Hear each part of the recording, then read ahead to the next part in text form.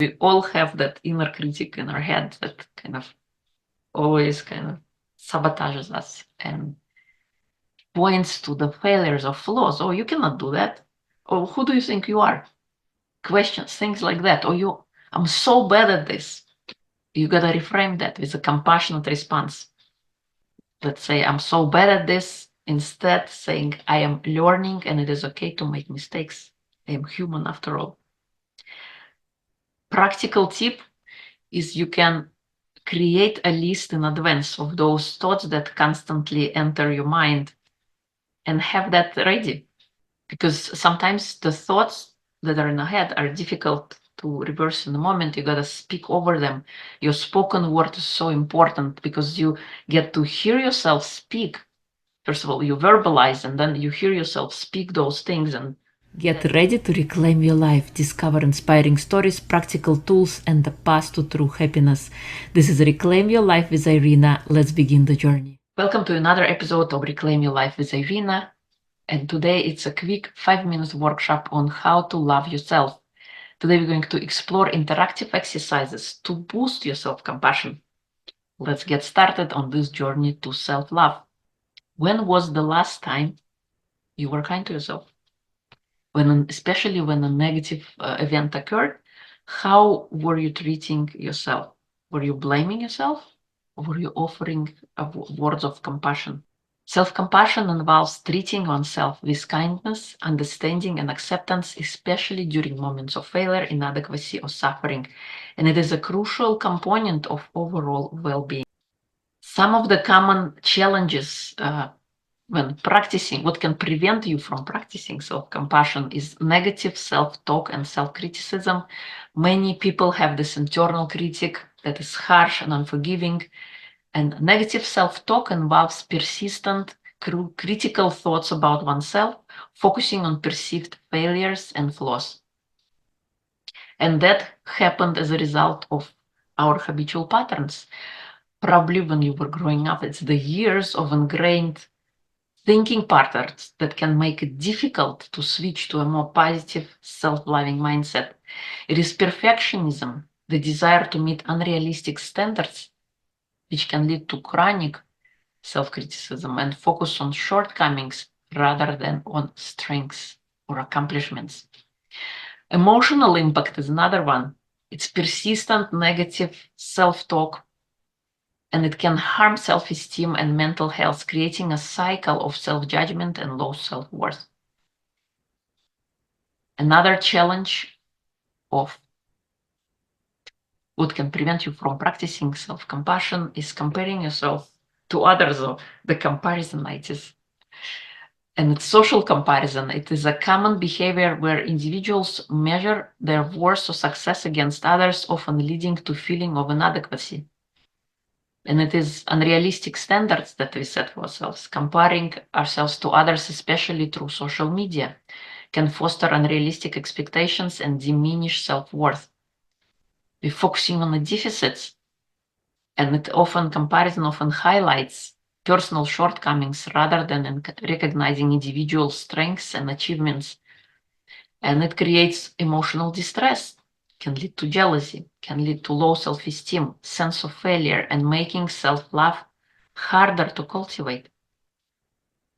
And the third top challenge or problem why it can prevent you from practicing self-compassion, it's difficulty accepting imperfections. Many people struggle with accepting their flaws, often feeling that they must be perfect to be worthy of love and respect. And it can show up as fear of judgment, the fear that others will judge or reject them from their imperfections. But their imperfections can lead to self-rejection. Inflexible standards, holding oneself to rigid standards of perfection, can make it difficult to accept mistakes or imperfections. And cultural pressures, societal norms or media often promote unrealistic ideas, reinforcing the belief that perfection is necessary. How many times, if you were a woman, when you look at social media and how beauty is portrayed, you gotta be thin, tanned, and that is what beauty looks like. And then you start measuring yourself against that and noticing the shortcomings. As a result, not loving your body, not loving who you are, and using that as a model for beauty. But who says it is? Just because social media says it is doesn't really mean that. It's the meaning that we take for ourselves.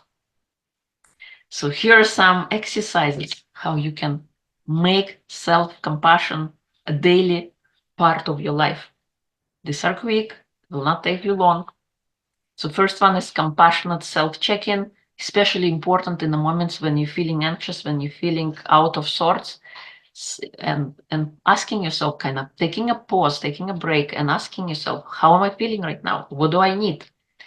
And responding to those questions with kindness, and plan to meet your needs in a caring way. Set a daily reminder to do that for yourself. Reframing self-talk. This is an important one. It goes a long way. Notice when your inner critic speaks harshly to you. We all have that inner critic in our head that kind of always kind of sabotages us and points to the failures or flaws. Oh, you cannot do that. Oh, who do you think you are? Questions, things like that. Oh, I'm so bad at this. You gotta reframe that with a compassionate response. Let's say, I'm so bad at this. Instead, saying, I am learning and it is okay to make mistakes. I am human after all. Practical tip is you can create a list in advance of those thoughts that constantly enter your mind and have that ready. Because sometimes the thoughts that are in the head are difficult to reverse in the moment. You got to speak over them. Your spoken word is so important because you get to hear yourself speak. First of all, you verbalize and then you hear yourself speak those things, and that also helps. But of course, it takes awareness, recognizing that you are on the negative train wagon, that things are repeating, and you keep self-criticizing.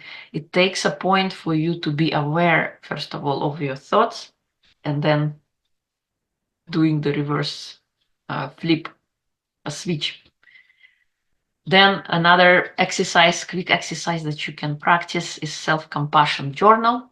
Set 5 minutes daily before you turn down for bed, and write down 3 ways you were compassionate to yourself.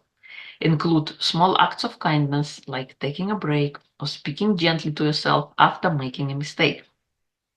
Reflect on how those actions made you feel. Keep this journal by your bedside and make it a nightly ritual to reinforce self-compassion. In the end of the day, you're going to be more compassionate. You're going to be restructuring how you see the world and how you becoming your own best advocate. So if you practice those things, you would notice a change in how you speak to yourself, how you treat yourself, from not caring, from being the negative Debbie Downer, to practicing better ways of being kind to yourself. Don't wait for somebody to recognize something in you. Be your own best advocate, and reframe those harsh remarks, reframe those negative self-talk with positive affirmations, with positive statements that can help you reshape how you see the world and how you treat yourself.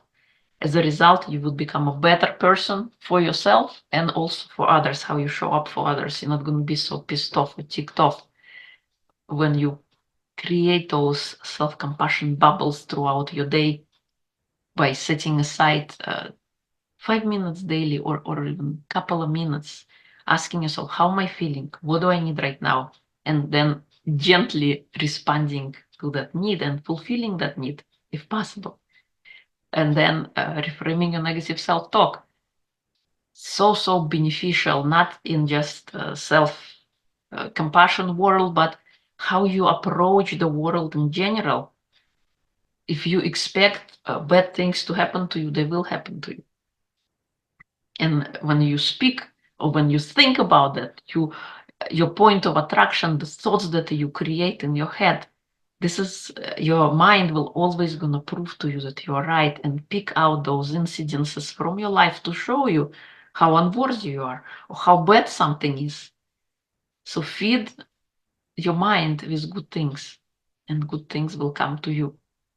Just like in the soil, to have a good harvest, you reap what you sow, the thoughts that you think about, speak about, is the result that you will get.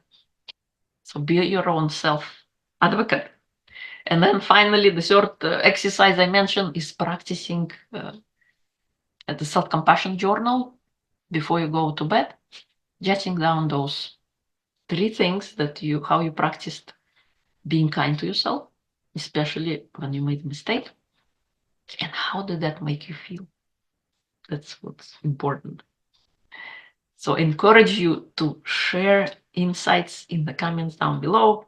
Subscribe for more self-care workshops, and I will see you in the next episode.